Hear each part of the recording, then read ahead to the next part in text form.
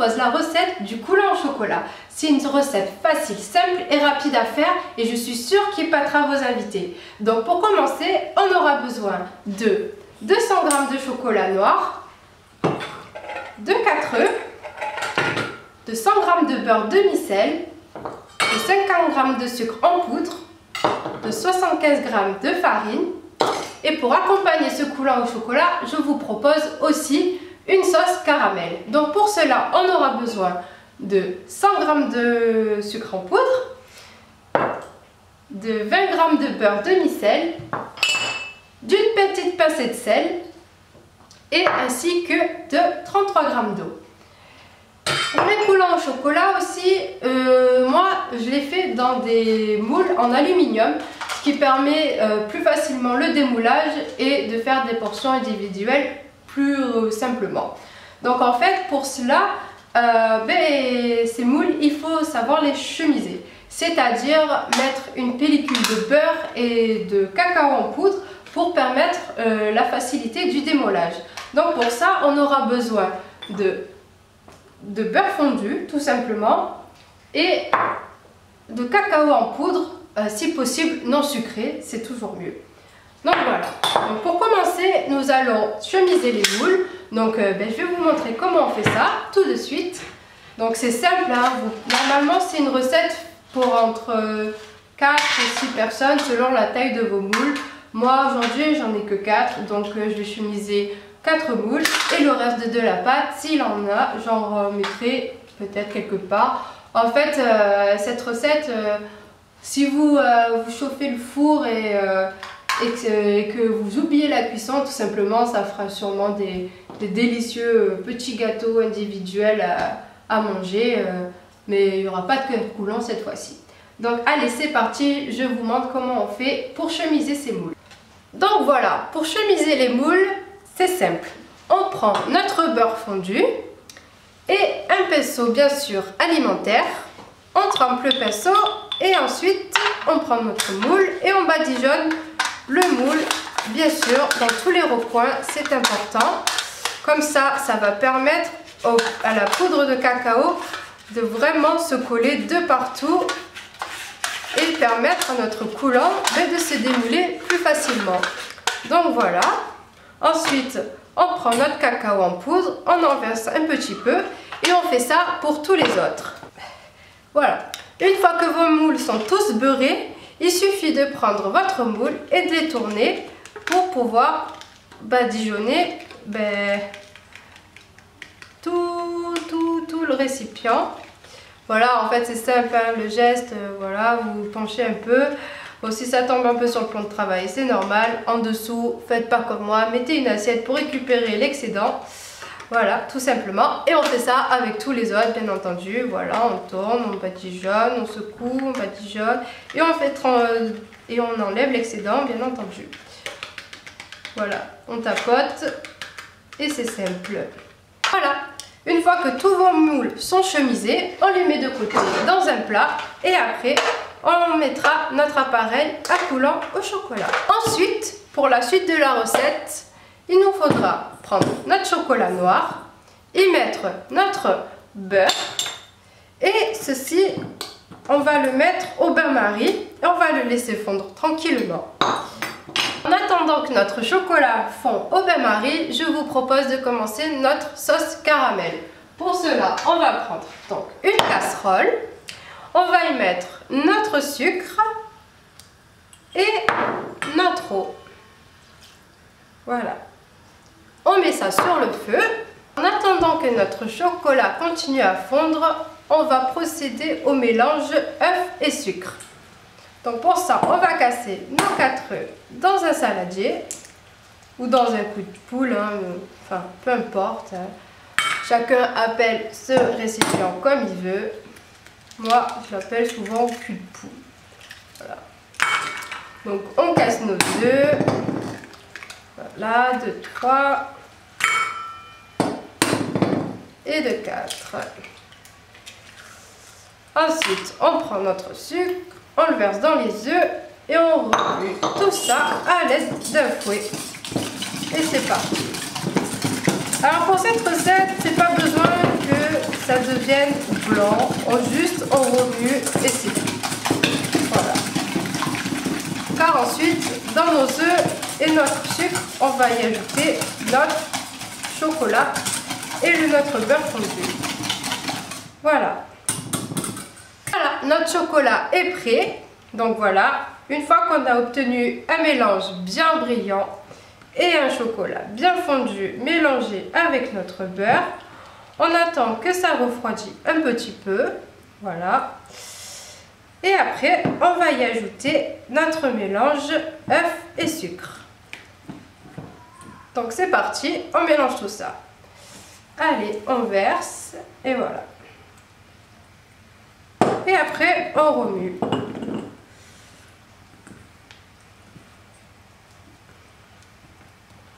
Alors moi, je le fais à la maryse, mais vous pouvez aussi le faire avec un fouet.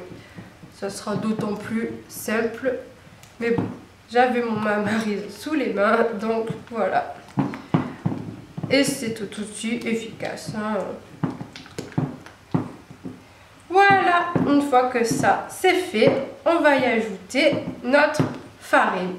Donc le mieux c'est une farine tamisée. Ça va permettre d'enlever les grumeaux et d'avoir un appareil bien homogène et bien lisse.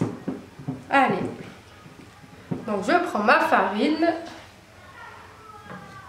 mon petit chinois et je tamise sa farine. Et voilà. Allez. Là, on tapote pour bien avoir toute notre farine bien tamisée. Une fois que ça c'est fait, on remue encore.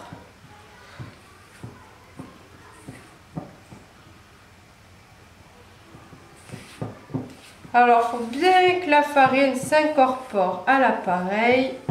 Bien sûr, c'est important. On remue énergiquement. Et on incorpore, on incorpore, on incorpore.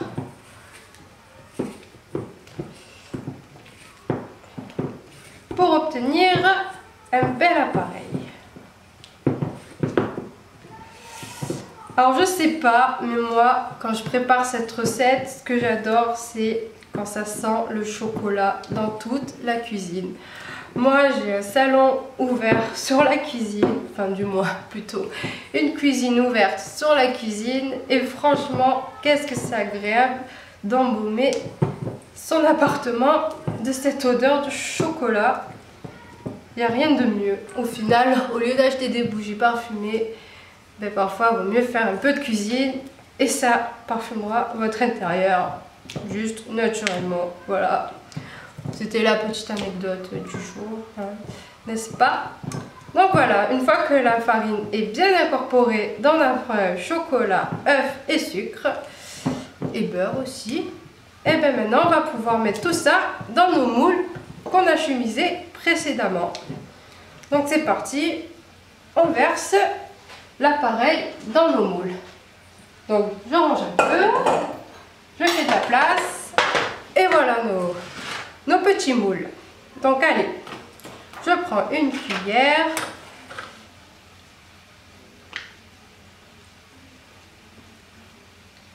et je remplis mes moules. Alors, il ne faut pas remplir les moules trop haut. 2 cuillères à soupe en principe, ça suffit parce qu'après à la cuisson ça va un peu monter. Même si on n'a pas mis de levure, ça monte quand même un peu. Parce que voilà, hein, les œufs ça permet la coagulation et donc de faire cuire l'appareil tranquillement. Voilà, donc on fait attention de ne pas en mettre partout, pas comme moi. Et on fait ça sur tous nos moules. Jusqu'à ce qu'on n'ait plus d'appareil. Donc voilà, comme je disais précédemment, c'est une recette pour environ 6 coulants chocolat en portions individuelles.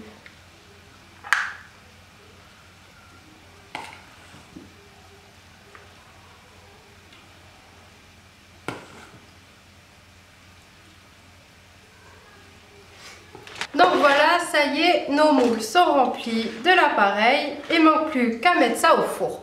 En tout cas, moi ce que je vous propose, c'est de y ajouter une petite surprise. Donc pour cela, moi ce que j'aime bien mettre, c'est ou des petits œufs au chocolat, par exemple à la période de Pâques, ou alors d'y ajouter un petit rocher chocolat et de le mettre au milieu, comme ceci, d'y ajouter par-dessus une dernière cuillère de pareil. Voilà, c'est pas grave si c'est pas parfait parce que de toute façon ça va descendre au four, ça va s'étaler. Donc voilà, maintenant c'est parti. Donc bien entendu, il est important de préchauffer son four à 180 degrés et de mettre après nos petits collants au chocolat au four pendant 10 à 12 minutes environ selon le four. Et si vous avez un four à chaleur tournante, c'est encore mieux. Donc on a mis nos collants au four, maintenant on va récupérer notre caramel et on va continuer la suite de la recette. Donc une fois que notre caramel a pris une belle couleur brune, c'est simple, on va y rajouter notre petit beurre demi-sel. Voilà. On va remuer tout ça gentiment à l'aide d'un fouet. Voilà, de toute façon le beurre va fondre tranquillement dans notre caramel. Voilà, bon, je fais ça hors du feu, bon, parce que là le caramel est bien chaud, mais bien sûr on va remettre ça sur le feu. Voilà, déjà ça commence à faire une belle sauce, belle sauce caramel, ça sent divinement bon. Donc moi, on pourrait s'arrêter là, mais ce que j'aime bien faire et ce que j'ai oublié de vous dire en début de vidéo, c'est que bien sûr, pour que ça fasse une sauce plus liquide, on pourrait mettre ça au fond d'une assiette, hein, c'est très bon, mais pour rendre l'assiette un aspect sauce caramel, j'ai oublié de vous dire qu'il fallait rajouter au moins 10 centilitres de crème liquide. Donc c'est parti, on verse ça dedans. Hop. Voilà. Et on remet ça sur le feu. Voilà. Une fois qu'on a remis notre caramel au feu et qu'on a bien mélangé ce caramel avec la crème, on obtient une onctueuse sauce caramel qui accompagnera parfaitement notre petit coulant au chocolat. Au bout de 10 minutes, notre coulant au chocolat est prêt. Bon, moi j'en ai fait cuire qu'un seul parce que bien sûr je suis seule et je pense pas que je vais manger les 4 maintenant. En tout cas, ce qui est bien avec cette recette, c'est qu'on peut la préparer à l'avance. Il suffit juste de mettre notre appareil dans nos petits moules en aluminium, de mettre un papier film autour et de les préserver au réfrigérateur. Donc, on passe au dressage et je vous montre moi comment je fais pour dresser ce petit coulant. Alors pour dresser ce coulant, je vais prendre une assiette creuse comme ceci. Je vais prendre ma sauce caramel que j'ai faite précédemment. J'y verse un peu de sauce caramel. Le mieux c'est qu'elle reste encore un petit peu chaude ou froide d'ailleurs, hein, ça peut faire un bon contraste entre le coulant chaud et le caramel refroidi. Ensuite, c'est facile, vu qu'on a chemisé préalablement notre moule tout à l'heure, et bien voilà, il suffit de... Normalement, ça se démoule tout seul. Donc comme ceci, voilà, notre coulant est comme ça, voilà.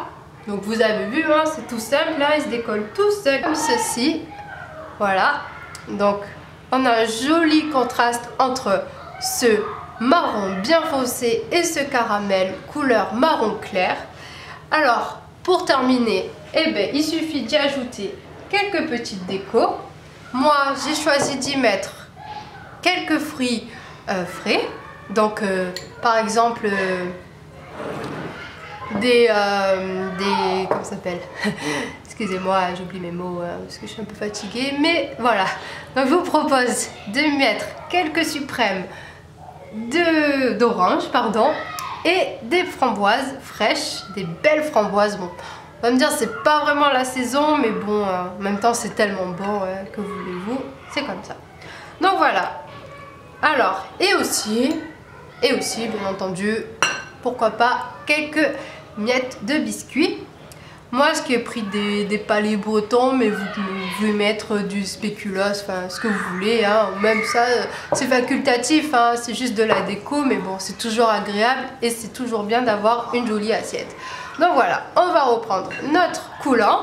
On va y déposer quelques miettes de biscuits, voilà, tout autour. Ce qui est bien, c'est que ça va ajouter un petit côté craquant à la recette, parce que voilà, là comme on le voit, il y a beaucoup de fondant, hein, finalement. Et ensuite, quelques petits suprêmes par-ci, par-là. Voilà. Des petites framboises, comme ceci. Et pour finir, on va y mettre du sucre glace. Donc c'est simple, on prend notre sucre glace, notre petite maryse. Pardon, je dis maryse, mais en fait ça s'appelle en chinois. Et voilà. Nous avons un superbe coulant au chocolat. Donc maintenant, je vous propose qu'on goûte ça ensemble. Donc c'est parti, je vais prendre une petite cuillère et vous montrer ce que ça donne. Et voilà, nous avons un superbe coulant chocolat. Et tout simplement, bon appétit!